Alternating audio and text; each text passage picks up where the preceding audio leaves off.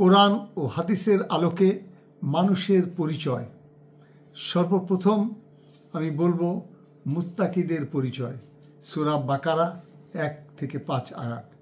আলিফ লাম মিম, এই সেই কিতাব যাতে কোনো সন্দেহ নাই, এটা পথপ্রদর্শনকারী পরহেজগারদের জন্যে, যারা অদৃশ্য বিষয়ের উপর বিশ্বাস স্থাপন করে এবং নামাজ প্রতিষ্ঠা করে, আর আমি তাদেরকে যে রুজি দান করেছি তা থেকে ব্যয় করে। 4 নম্বর, যারা বিশ্বাস স্থাপন করেছে সেই সব বিষয়ের উপর যা কিছু তোমার প্রতি অবতীর্ণ হয়েছে এবং সেই সব বিষয়ের উপর যা তোমার পূর্ববর্তীদের জন্য অবতীর্ণ হয়েছে, আর আখিরাতকে যারা নিশ্চিত বলে বিশ্বাস করে। 5 নম্বর, তারাই নিজেদের পালনকর্তার পক্ষ হতে সুপথপ্রাপ্ত, আর তারাই যথার্থ সফলকাম হবে। এরপরে মুমিনের বৈশিষ্ট্য। সূরা আল মুমিনুন আয়াত 1 থেকে 9। মুমিনগণ, আল্লাহ বলছে, মুমিনগণ সফলকাম হয়েছে যারা নিজেদের নামাজে ভীত সন্ত্রস্ত, যারা অনর্থক কাজ ও কথাবার্তায় নির্লিপ্ত করে না, যারা জাকাত বা পরিশুদ্ধতা অবস্থায় থাকে, যারা নিজেদের যৌনাঙ্গকে সংযত রাখে। তবে তাদের স্ত্রী মালিকানাভুক্ত দাসীদের ক্ষেত্রে সংযত না রাখলেও তারা তিরস্কৃত হবে না। অতঃপর কেউ এদেরকে ব্যতীত অন্যকে কামনা করলে তারা সীমালঙ্ঘনকারী হিসাবে পরিচিত হবে।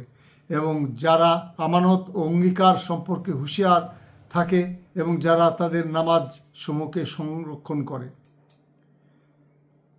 মুনাফিকের পরিচয়। সূরা বাকারা 8 থেকে 20। যারা হীন পার্থিব উদ্দেশ্যে অন্তরের ভাব ও এক আল্লাহের প্রতি বিশ্বাসের কথাটি খোলাখুলি প্রকাশ করে না। তারা প্রতারণার পথ অবলম্বন করে বলে, আমরা কোরআনের পথ প্রদর্শন মানি, আর কাফিরদের নিকট বলে, আমরা তোমাদের দলভুক্ত, যা একটি সুস্পষ্ট ধোঁকা। এরাই কোরআনের ভাষায় মুনাফিক। মুনাফিকের চিহ্ন 3টি। সহিহ বুখারী 105 নম্বরে উল্লেখ আছে, নবী করিম সাল্লাল্লাহু আলাইহি ওয়াসাল্লাম ফরমাইয়াছেন, মুনাফিকের 3টি চিহ্ন: কথায় কথায় মিথ্যা বলা, 2 নম্বর অঙ্গীকার ভঙ্গ করা, 3 নম্বর আমানতের খেয়ানত করা। এরপর কাফেরের পরিচয়। সূরা বাকারা 6 থেকে 7 আয়াত। আল্লাহ তাআলা ওহীর মাধ্যমে 3টি জ্ঞান শিক্ষা দিয়েছেন। 1 নম্বর তৌহিদ অর্থাৎ আল্লাহর একত্ববাদ, 2 রিসালাত অর্থাৎ আল্লাহর প্রেরিত পুরুষ ও নবী রসুলগণের প্রতি বিশ্বাস, 3 আখিরাত অর্থাৎ কবর হতে পুনর্জীবন লাভ করা এবং শেষ বিচারের সম্মুখীন হওয়া। এই 3টি বিষয় অথবা একটিকে অবিশ্বাস করলে এরা কাফের হিসাবে পরিগণিত হবে।